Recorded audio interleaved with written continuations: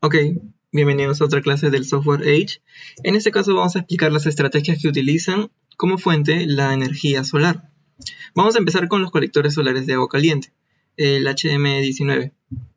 A ver, ¿qué son estos equipos? Son estos de aquí. ¿Cómo funcionan? Bueno, lo que hacen es utilizar el agua fría del sistema sanitario de la vivienda y almacenar agua en estos tubos de aquí. Lo que hacen estos tubos es calentar el agua por medio de los rayos solares, que normalmente caen perpendicularmente.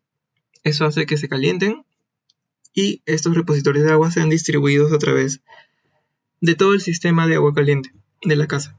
También cuentan con un tanque de agua caliente que mantiene a esa temperatura para almacenar el agua en caso de que se utilice, no sé, en la noche o horas después.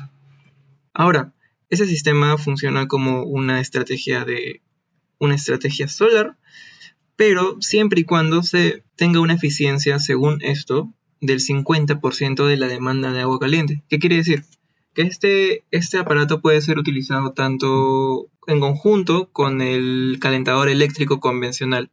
O sea, si bien el calentador eléctrico puede suministrar el 50% de agua caliente a la vivienda, el otro 50% puede ser recolectado por el calentador solar. O sea, 50-50, y aquí, si ya se cumple este porcentaje como mínimo, ya se puede optar por aplicarlo.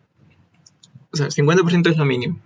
Y esto es bastante subjetivo. Por ejemplo, pueden ver familias que utilicen 20 litros al día de agua caliente, pero pueden ver familias que utilicen tan solo 5 litros. Bueno, eso ya depende de sus costumbres. Puede haber familia que ni siquiera utiliza agua caliente, entonces no sería necesario utilizar estos colectores solares. Así que la demanda puede ser el 100% si utilizan poca agua o el 50% si utilizan bastante agua caliente. Pero bien, no solo depende de esto, sino si utilizas este equipo también va a depender de la eficiencia que le estés dando al momento de instalarlo.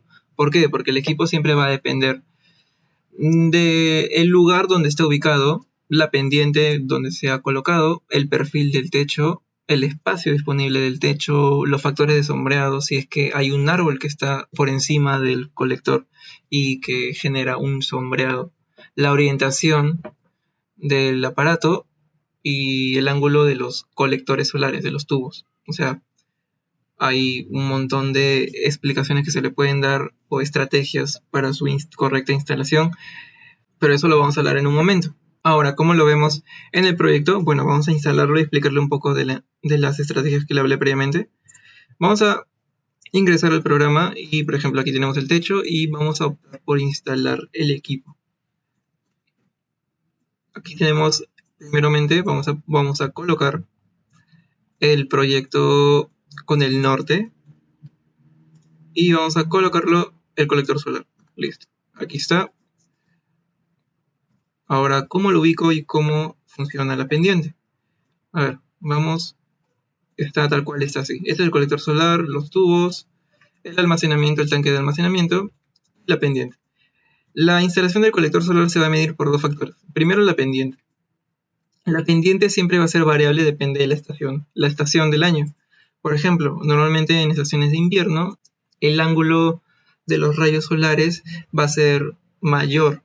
O sea, el sol va a estar mucho más abajo de lo normal en épocas de invierno, por lo que el colector solar tiene que mantener un buen ángulo. Por ejemplo, yo le voy a dar 20 grados para que la perpendicular con los rayos solares sea más exacta.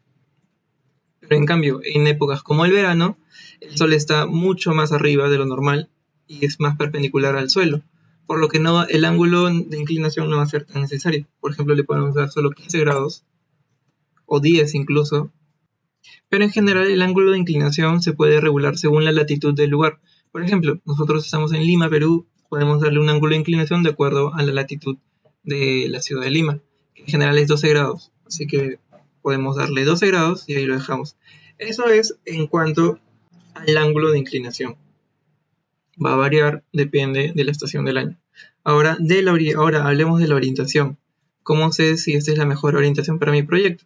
Bueno, volvemos al plano y lo tenemos tal cual.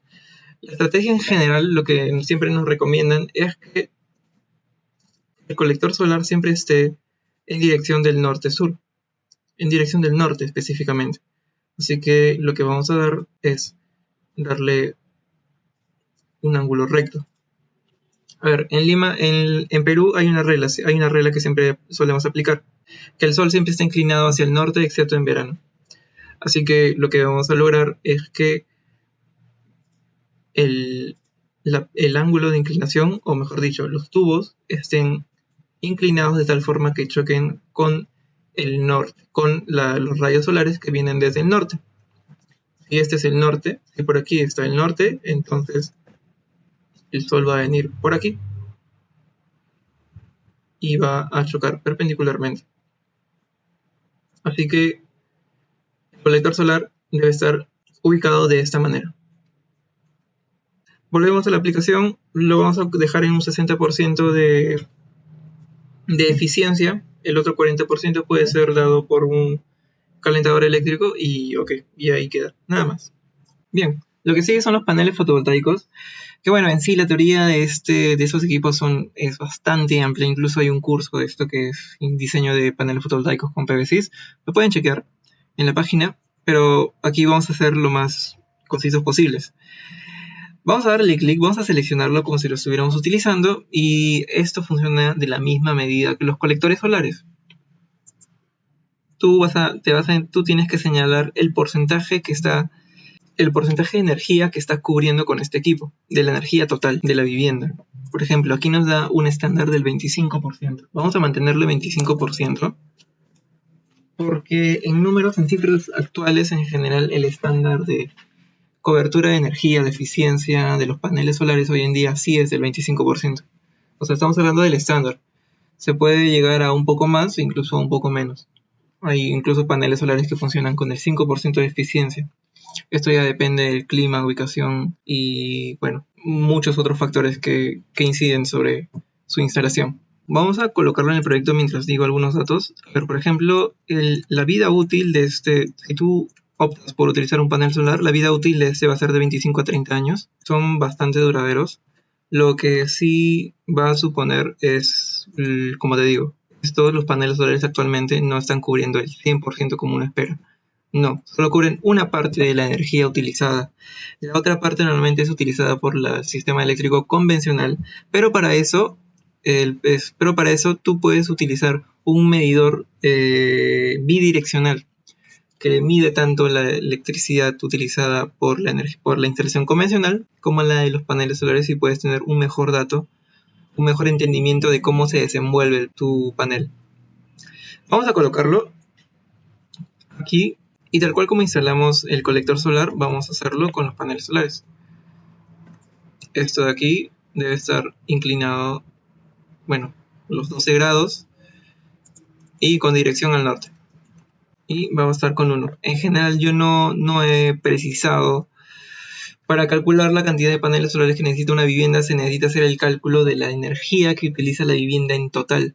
Así se puede saber cuántos paneles solares y de qué potencia se necesita la vivienda. Pero esto no lo voy a hacer yo, simplemente estoy dando el ejemplo de que vamos a utilizar un panel tal cual. Y este panel estamos suponiendo que recepciona el 25% de la energía. Vamos a dejarlo así. Volvemos a la página. Le estamos dando tal cual un 25%. Ahora continuamos con el siguiente apartado, que son los Smart Energy Meters for Electrical Energy. Perdón por el inglés. En español significa que son los medidores eléctricos inteligentes, que más que eficiencia, esto sirve bastante como para saber, bueno, en datos, esto te brinda datos exactos de cómo se está desenvolviendo tu consumo energético. Por lo que, en general, la función de este medidor eléctrico va a ser promover la conciencia del consumo de esto. O sea, los usuarios que normalmente utilizan este aparato, utilizan este medidor, aprenden cómo se desenvuelve la energía de su casa y contribuyen a generar estrategias, saber cuánto utilizas en el día, cuánto utilizas en la noche y poder regularse uno mismo. H te dice que generalmente cuando utilizas esto de manera responsable puedes lograr reducir el consumo energético en un 10% simplemente gracias a saber la información, saber los datos que tú mismo utilizas. Esto te puede brindar, así como las imágenes, esto te puede brindar un historial de energía según las fechas, según los meses, el número exacto de kilowatts que utilizas y bueno, en gráficos la barra de datos que te puede dar el equipo. En nuestro caso sí lo vamos a utilizar. Vamos a seleccionarlo y vamos a ver un 2% de consumo de ahorro energético, porque la intención es esa. Principalmente es una concientización del uso de la energía adecuado. Así que es viable. Lo vamos a seleccionar. Y por último tenemos el Consumption Based Energy Meters for both Cooling and Heating Energy.